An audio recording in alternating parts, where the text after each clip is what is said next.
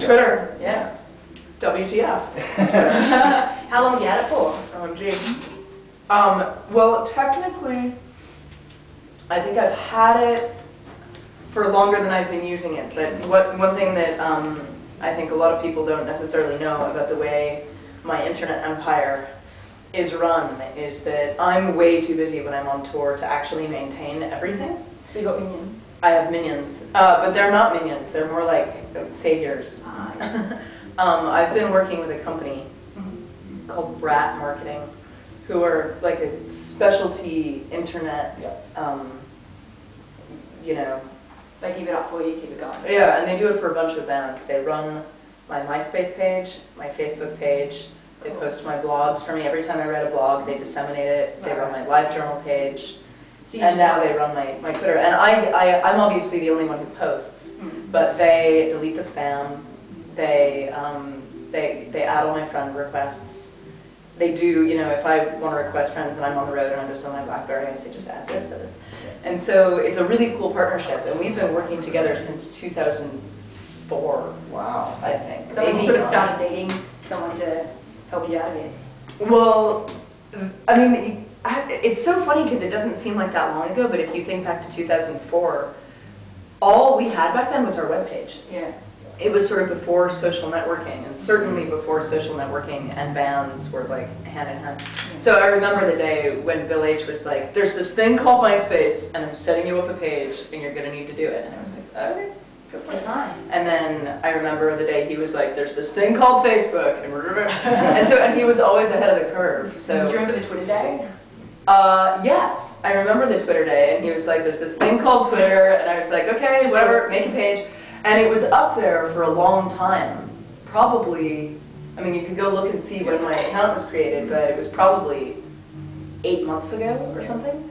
And then it wasn't until 2 or 3 months ago where people started saying like, Twitter, Twitter, Twitter, Twitter, Twitter. And I was like, okay, so I went and checked it out. And it was actually Neil Gaiman who got me addicted. Because we were hanging out and he was like, just doing a little Twitter thing. And I was like, what is that? What is that? What is that thing you're doing?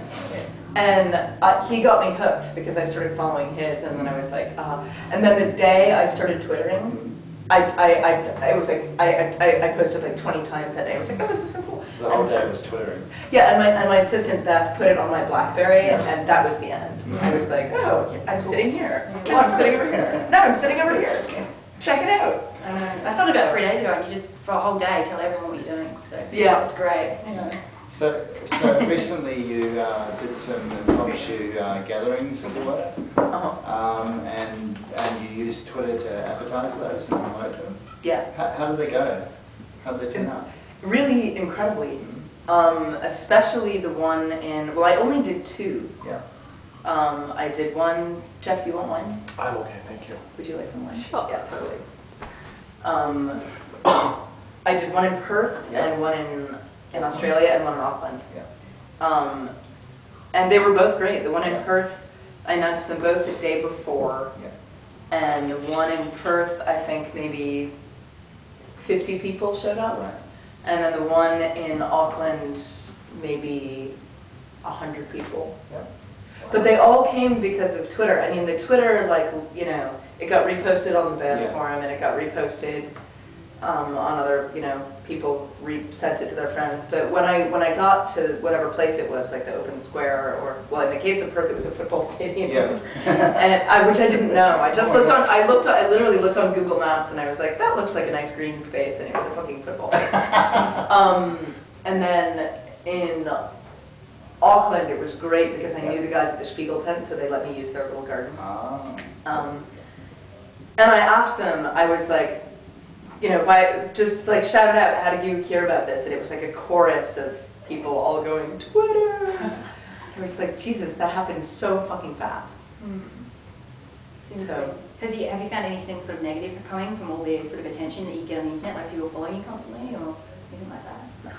It's still good. Moi? I think it connects people, so. Yeah. Well, here's the thing. Cheers, by the way. I forgot to do that. Cheers, yeah. The thing, you know, what was really cool is I was on tour with Zoe for this whole Australian leg, and she's a massive Twitterholic. Yeah. She's got like 60,000 followers. She's you know, constantly updating. 3 or 4 a day at least. Yeah, and Neil too.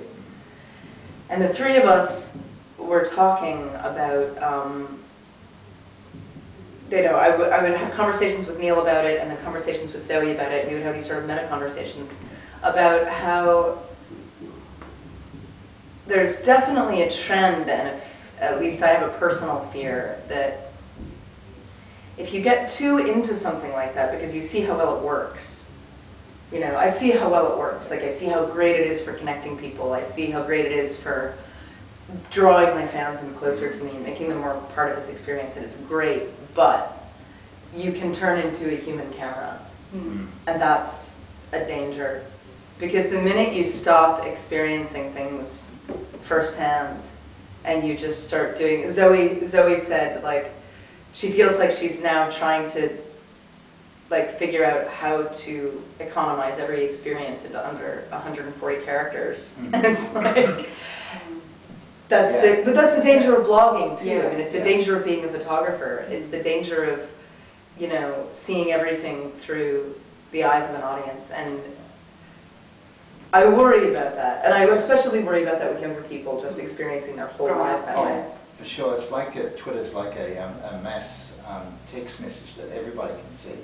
You know, like you send a text message and you get, particularly in Australia and New Zealand, people are speaking in like 3-letter words, and they do that everywhere now, and it's gone from mobile phones to real life. You know, and that's it's a danger.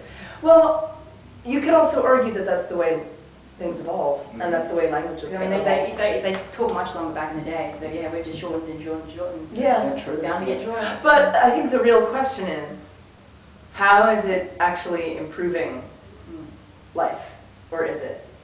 And is having all of this excess knowledge helpful, or is it just exciting? When you started, like, it's a totally different sort of space, like, because you wouldn't be able to just say, hey, come here, hey, do this, you know, just through that. You'd have to have, I don't know, flyers or how Absolutely. Well, I mean, that was the thing that I have to thank the internet for all the early success of the Dresden Dolls, because the only reason people came to our gigs was because of email. Yeah. That was it. We didn't have the energy or the resources to go to Philadelphia a week before our gig and put flyers up. We didn't know anyone there. No one would have come. But because we had email, and because we had gathered their email addresses and they had found us on the net before MySpace, they had just, like, someone had said, go check out the Dresden Dolls, this is their website. They would go to our website and join the mailing list, and, you know, that was it. That's all we had. We had no management, we had no label, we had no publicist, we had fuck all. But we had that, and it worked. And now it's just Twitter and MySpace and stuff, it's just like that mushroomed out times a lot. So as a promotional tool, it's especially given the downfall of the music industry as we know it, and the fact that, you know, we're not on MTV, we're not going to be plastered on billboards, you know, no one's going to spend money on that anymore. But this works, and this is actually cooler because it's actually coming from us and not from some fucking corporation. Oh, sure. This is so true.